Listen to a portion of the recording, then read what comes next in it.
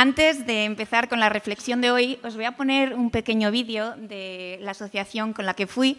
Es verdad que el vídeo fue grabado hace 7 años, pero la situación, aparte de los números de años y los números de personas que están allí, es muy parecida, pero creo que esto nos va a ayudar un poco para que veáis cuál era la labor que hacíamos ahí en los campamentos saharauis.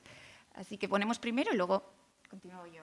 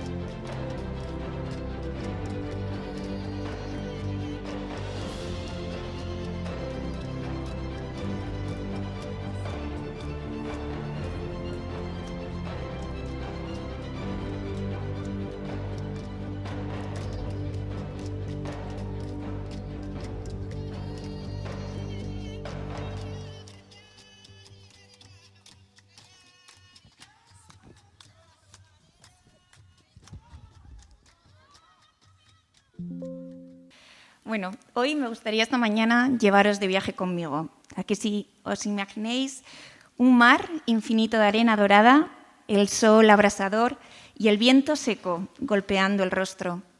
Ahora, imaginad que en medio de ese paisaje insólito o inhóspito hay casas hechas de adobe, tiendas de lona y jaimas que han sido el hogar de miles de personas durante casi 50 años. Ese es el escenario de los campamentos saharauis, un lugar donde la vida sigue a pesar de las dificultades. Cuando me pidieron que fuera a trabajar allí, no sabía muy bien qué esperar. Sabía que la situación era complicada, pero verlo con mis propios ojos fue otra cosa. Para aquellos que no lo sepáis, en los meses de noviembre y diciembre estuve en los campamentos saharauis colaborando con la asociación Matronas en Movimiento, una organización que trabaja para mejorar la salud materno-infantil en lugares donde el acceso a la sanidad es limitado. Su misión es clara: capacitar a matronas locales para que puedan atender partos y así reducir la mortalidad materno-infantil. Hace unas semanas, Joseba me escribió para preguntarme si quería compartir mi experiencia con vosotros y traer una pequeña reflexión en esta mañana, y me animé. Así que en esta mañana quiero hablaros sobre mi tiempo en los campamentos y las lecciones que aprendí de ese pueblo. Con un poco de suerte conseguiré transmitiros todo el amor y cariño que tengo por el pueblo saharaui. Y ya os adelanto que voy a hablar mucho de partos y maternidad, porque en el desierto también nacen vida y con ellas grandes historias.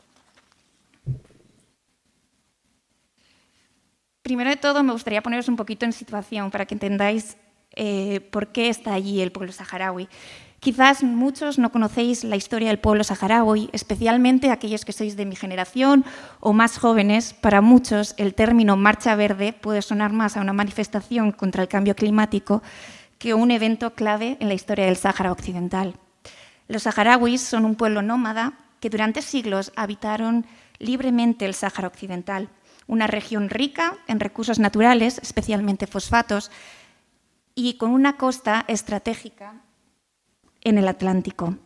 Sin embargo, en 1975, cuando España abandonó su antigua colonia, Marruecos y Mauritania ocuparon el territorio, lo que desencadenó una guerra contra el Frente Polisario, que es el movimiento de liberación saharaui.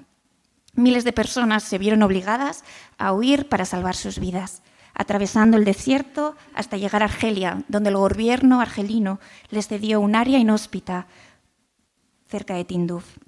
Desde entonces han vivido en el exilio, esperando una solución que nunca llega. A día de hoy, el conflicto con Marruecos sigue abierto y el pueblo saharaui continúa luchando por el derecho a la autodeterminación, mientras sobrevive en unos campamentos que, aunque fueron concebidos como un refugio temporal, llevan casi 50 años siendo su único hogar. Hoy, el Sáhara Occidental sigue siendo un territorio en disputa. La comunidad internacional no ha logrado resolver el conflicto y, mientras tanto, más de 170.000 personas viven en los campamentos con un estatus de refugiados. Sin ciudadanía reconocida ni derechos de libre movimiento, dependen casi por completo de la ayuda humanitaria para cubrir sus necesidades más básicas. Imagínatelo, una generación entera ha nacido y crecido sin conocer otra realidad que la de un refugio en medio de un desierto. A pesar de todo, hay algo que me sorprendió profundamente. La gente no se rinde. Son personas con una fortaleza impresionante que han construido una sociedad organizada en medio del desierto. Tienen su propio gobierno, sus propios ministerios de sanidad, educación, defensa, escuelas, hospitales, mercados, farmacias, todo lo que os podáis imaginar. Y esto me sorprendió porque no se parecía en nada a otros campos de refugiados que había visitado anteriormente. Pero es que para el pueblo saharaui la vida sigue, aunque las condiciones sean difíciles. Cuando llegué, me recibieron con lo mejor que tenían. Un té caliente, sonrisas y una hospitalidad que nunca olvidaré. Pero lo más impactante no fue el recibimiento, sino la generosidad en cada pequeño gesto. En un lugar donde el agua es un bien escaso, te ofrecen lo mejor que tienen. Donde la comida es limitada, te sirven la mejor porción. Su lema no es dar de lo que sobra, sino compartir de lo que hay. Fui a trabajar en un proyecto de formación de matronas. Mi misión, como ya os decía antes, era capacitar a mujeres saharauis para que pudieran atender partos de manera segura y mejorar la salud materno-infantil en los campamentos. Una matrona bien formada puede resolver hasta el 80% de las complicaciones obstétricas sin necesidad de intervención médica especializada, según la Organización Mundial de la Salud. Esto significa que en un entorno donde el acceso a hospitales es limitado, la formación de matronas es clave para salvar vidas. En este sentido, Dakhla, uno de los campamentos más alejados del Hospital Nacional de Rabuni, representa un gran desafío. Actualmente, el traslado hasta el hospital toma alrededor de 2 horas, pero hace unos años podían tardar hasta 6 horas y incluso en el pasado, cuando las carreteras no estaban habilitadas, eran 12 horas los que se tardaban desde el campamento de Dakhla, que fue ideado como seguridad para los enfermos y heridos en guerra, por eso está tan lejos de lo que son el resto de los campamentos en Tinduf. Este tiempo de traslado supone un riesgo enorme para mujeres con complicaciones graves. Incluso cuando logramos derivar al Hospital Nacional, no siempre hay un equipo ginecológico esperándoles allí. Y en estos casos, la única opción es una segunda transferencia a un hospital en Argelia, sumando muchas horas de viaje y aumentando el peligro tanto para la madre como para el bebé.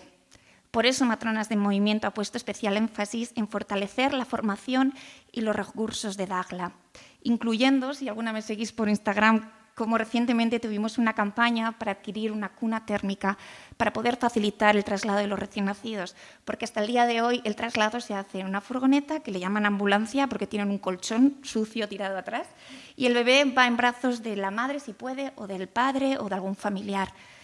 Me acuerdo que uno de los enfermeros en el colegio me contaba que su hijo de 2 meses había tenido tosferina. ¿Sabéis la gravedad de la tosferina en un bebé recién nacido? Aquí vacunamos a las mujeres en el embarazo para evitarla. Me dijo que había tenido que ir detrás de la ambulancia soplando porque no tenía ni un ambú. Consiguió llegar y el bebé está bien, gracias a Dios. Y aparte, hace un año y poco, una de nuestras matronas que habíamos formado con matronas de movimiento falleció en un traslado por un accidente en la ambulancia. Lo que quiero decir es que la distancia implica un montón de cosas y por eso enfocarnos en Dagla es tan importante. Las alumnas que tuve o que están y que continúan son increíbles. Son madres, esposas, mujeres que a pesar de las dificultades dedican su tiempo a aprender cómo salvar vidas. Muchas de ellas recorrían largas distancias para llegar a la clase porque habían perdido el único transporte que había porque tenían que llevar a sus hijos al colegio. Otras venían a los talleres con sus bebés y otras tenían que compaginar largas horas en el hospital con los estudios para poder formarse como matronas. Las clases no siempre eran fáciles, no siempre había electricidad para proyectar presentaciones, a veces faltaba material, no había internet, faltaban alumnas o profesores. Ya os digo que muchas veces, o todos los días, no había un día en que 2 o 3 personas no se presentaran al trabajo por diferentes motivos. Y en más de una ocasión tuvimos que improvisar modelos anatómicos con telas, botellas de plástico o lo que fuera. Pero las ganas de aprender superaban cualquier obstáculo. Cada pregunta, cada debate en clase, cada conversación en la jaima me recordaba que la educación es un arma poderosa, incluso en el rincón más remoto del mundo. Pero no solo di formación, también tuve la suerte de asistir partos, visité a mujeres en sus hogares y compartí momentos inolvidables con las familias. Vi la emoción de una madre al recibir a su bebé sano en brazos, la determinación de una matrona enfrentando una complicación en el parto que yo pensaba, si hubiera ocurrido aquí, la que hubiéramos liado con todos, y ella estaba totalmente sola. La fuerza de una comunidad que no deja sola a una mujer en su puerperio, rodeándola de cuidado y apoyo. Y aprendí que la maternidad no es un camino en solitario, sino un evento que involucra a toda una familia y a todo un pueblo. Pero mi labor no solo fue profesional, también fue personal. Fui testigo de una cultura de resistencia y de amor por la vida. Vi cómo, a pesar de vivir en una tierra que no es suya, siguen soñando con volver a su hogar y, mientras tanto, viven con dignidad, con una sonrisa y con una fe inquebrantable en que un futuro mejor es posible. Durante mi estancia no solo enseñé, sino que también aprendí. Aprendí a improvisar cuando las cosas no salían según lo planeado, a ser paciente cuando los horarios cambiaban sin previo aviso y a aceptar que allí el tiempo tenía otro ritmo, podía fluir y adaptarme o frustrarme sin remedio. Pero sobre todo aprendí que la esperanza puede brotar incluso en los lugares más inhóspitos. Pablo dijo en una de sus cartas a los Corintios: nos vemos atribulados en todo, pero no abatidos, perplejos, pero no desesperados, perseguidos, pero no desamparados, derribados, pero no destruidos. Este pasaje cobró sentido para mí en el desierto. Vi un pueblo que, a pesar de décadas en el exilio, que enfrenta dificultades diarias, no se rinde. Que aunque no tengan garantías de un futuro claro, siguen construyendo, siguen celebrando la vida, siguen enseñando a sus hijos a soñar. Y me di cuenta de que la esperanza no es solo esperar a que algo cambie, sino seguir avanzando, incluso en medio de la incertidumbre. Esto me llevó a reflexionar sobre 3 grandes lecciones que aprendí en los campamentos y que hoy me gustaría compartir con vosotros. La primera lección que aprendí fue la generosidad. Dar cuando parece que no hay nada que dar. Cuando pensamos en generosidad, muchas veces lo asociamos con dar cosas materiales, dinero, comida, ropa, pero en los campamentos saharauis aprendí que la verdadera generosidad no es solo dar de lo que te sobra, sino dar incluso cuando parece que no hay nada que dar. Recuerdo un día en el que visitamos a una familia en Suhaima, no había electricidad, la comida era escasa, el agua llegaba racionada, pero en cuanto cruzamos la puerta nos ofrecieron té. El té no es un gesto cualquiera, es una declaración de hospitalidad, de dignidad y de amor, porque preparar ese té significa usar un recurso valioso, pero lo hicieron sin dudarlo, porque para ellos compartir es un principio de vida. El té en la cultura saharaui no es solo una bebida, es un ritual sagrado. Escuchar cómo rompe el té en el vaso para sacar la espuma es algo que te deja hipnotizada. De hecho, me regalaron una tetera y unos vasos para hacer té y me compré el té, pero ya os digo, si alguno quiere probarlo me lo puede decir, pero os digo que se reían de nosotras porque decían que había mucho más té en las bandejas que en el vaso propio. El té saharaui se prepara además en 3 rondas. Cada una tiene un significado diferente. El primer té es amargo como la vida. Representa las dificultades, los desafíos y el esfuerzo que conlleva la existencia. El segundo es dulce como el amor. Simboliza la importancia de las relaciones, el cariño y el apoyo mutuo. Y el tercero es suave como la muerte. Nos recuerda la aceptación, la paz y la inevitable transitoriedad de la vida. Sentarse a beber té con ellos no es simplemente tomar una infusión, es compartir un momento, un acto de respeto, de conversación profunda y de conexión. No importa lo poco que tengan, siempre habrá tiempo para un té, porque el té es comunidad, es generosidad y es vida. Pero lo que más me impactó fue otra historia. Durante mi investigación sobre los hermanos de leche, en la que basé mi trabajo de fin de máster, una de mis alumnas me contó una tarde en una jaima frente a un té que había amamantado a la hija de su hermana, porque la madre biológica, su hermana, no podía hacerlo, y el bebé había nacido por cesárea en Argelia, pequeño para la edad gestacional, con bastantes complicaciones. Primero de todo, no era su obligación, no tenía ninguna ventaja para ella. De hecho, alimentar a un bebé, aquellas que habéis sido madres y habéis lactado, supone un mayor desgaste para su cuerpo, mucha más demanda en un lugar donde los recursos son escasos. Y lo que más me sorprendió es que nadie se lo pidió. Su hermana no le dijo, por favor, puedes lactar a mi hija, sino que salió casi como algo instintivo. No necesitó que su hermana se lo preguntara, simplemente lo hizo. Cuando le pregunté por qué, me respondió con una sencillez desarmante. Si mi leche puede alimentar a otra hija, ¿cómo no voy a compartirla? Aprendí que la generosidad no es solo dar de lo que tienes, sino hacer que la necesidad del otro también sea tu necesidad. En la Biblia lo dice en diferentes ocasiones, cada uno dé como propuso en su corazón, no con tristeza ni por necesidad, porque Dios ama al dador alegre. También en Hechos dice, hay más dicha, hay más alegría en dar que recibir. Muchas veces nos ponemos excusas de que no tenemos suficiente. No tengo tiempo para ayudar, no tengo dinero para dar, no tengo fuerzas para estar ahí para los demás. Pero en el desierto aprendí que siempre tenemos algo que dar. La generosidad es dar tiempo cuando parece que no lo tenemos, es dar apoyo emocional cuando estamos agotados y es abrir nuestra vida a otros, incluso cuando preferimos estar cómodos. Y esto me llevó a la segunda lección. La comunidad. Nadie camina solo en el desierto.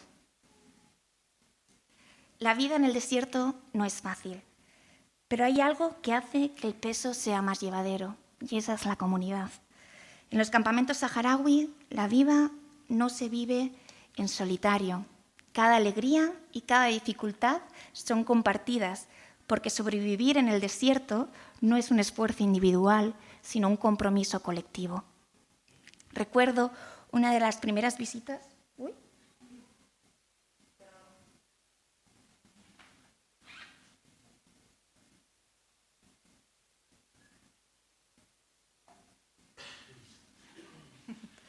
Recuerdo, ¿dónde estaba? Una de las primeras visitas que hicimos a una mujer en el posparto. Había dado luz hace pocos días y al llegar a la Jaima nos encontramos con una escena que me impresionó. No estaba sola. Varias mujeres de su familia, amigas, vecinas, estaban con ella, cuidándola, cocinando para ella, limpiando, cuidando de los otros hijos, cubriendo sus necesidades para que ella pudiera descansar y cuidar de su recién nacido. No había sensación de esto es tuyo, es tu responsabilidad, es tu problema. Era un evento compartido y una responsabilidad comunitaria. Otro día asistí a un parto en el hospital de Dakhla. La madre estaba en trabajo de parto y, al contrario de aquí, normalmente es acompañada siempre por mujeres de su familia. Su hermana, su madre, sus primas, sus amigas, su familia, su vecina, estaban allí con ella. Se turnaban para darle ánimos, para sostener su mano, para rezar y para asegurarse de que nada le faltara. Me di cuenta que en su cultura nadie enfrenta el dolor solo. El parto no es solo un proceso físico, sino una experiencia de comunidad. Y esto me hizo reflexionar en nuestra sociedad. Muchas veces creemos que debemos llevar nuestras cargas en silencio, que pedir ayuda es una señal de debilidad. Nos hemos acostumbrado a la independencia y a la soledad, pero a veces esa independencia nos está robando algo esencial: la compañía, el apoyo mutuo y el calor de la comunidad. Si algo tengo claro es que Dios nos ha llamado a vivir en comunidad, apoyándonos unos a otros. Las palabras de Pablo son claras en Gálatas: ayudaos mutuamente a soportar las dificultades y así cumpliréis la ley de Cristo. Pero sabéis, la comunidad no se construye solo cuando hay problemas. Se cultiva día a día en los pequeños gestos. Preguntar sinceramente cómo está alguien. Ofrecer ayuda antes de que nos la pidan. Crear espacios donde otros se sientan seguros, no juzgados, validados y acompañados. Como podéis ver en esta mañana, yo tengo la suerte de tener una familia y una buena comunidad que me acompaña en días que son importantes para mí, así que no quería desaprovechar la oportunidad para darles gracias. Y por último, la tercera lección que aprendí fue la esperanza, al ver cómo el pueblo saharaui construía un futuro en medio del desierto. La esperanza en los campamentos saharauis no es pasiva, no es esperar sin hacer nada ni resignarse. Es un fuego que sigue ardiendo a pesar de las dificultades. Vi la esperanza en los ojos de una madre cada vez que llevaba a su hijo al colegio. Aunque el aula fuera una jaima, como una tienda de campaña, y no tuvieran mesas. La vi en los jóvenes o en las jóvenes que se preparaban como matronas, porque sabían que aunque su presente fuera incierto, podrían mejorar el futuro de su comunidad, porque cuidar la salud de las mujeres es cuidar el futuro de la comunidad. Pero lo que más me conmovió fue una conversación con una matrona saharaui. Me dijo: Argelia no es nuestro hogar, pero mientras estemos aquí, lo convertiremos en vida. Creo que esta frase tan profunda daría para una reflexión completa, pero Fatimetu había vivido casi toda su vida en el exilio. No hablaba con tristeza, sino con determinación. Sabía que no podía cambiar su situación política de un día para otro, pero sí podía educar a sus hijos, cuidar a sus nietos, velar por la salud materno-infantil y ser un pilar en su comunidad. Muchas veces en nuestra vida cotidiana sentimos que las circunstancias nos superan y nos preguntamos: ¿vale de verdad la pena esforzarse cuando las cosas no cambian? Pero la esperanza verdadera no es esperar a que todo se resuelva, sino seguir construyendo, seguir caminando, aunque no veamos el final del camino. Los saharauis viven con una esperanza, la misma esperanza a la que Dios nos reta a vivir hoy, a nosotros. En Isaías 35, del 1 al 7, en la versión de la traducción del lenguaje actual, dice así: Isaías anunció: el desierto florecerá y la tierra seca dará fruto.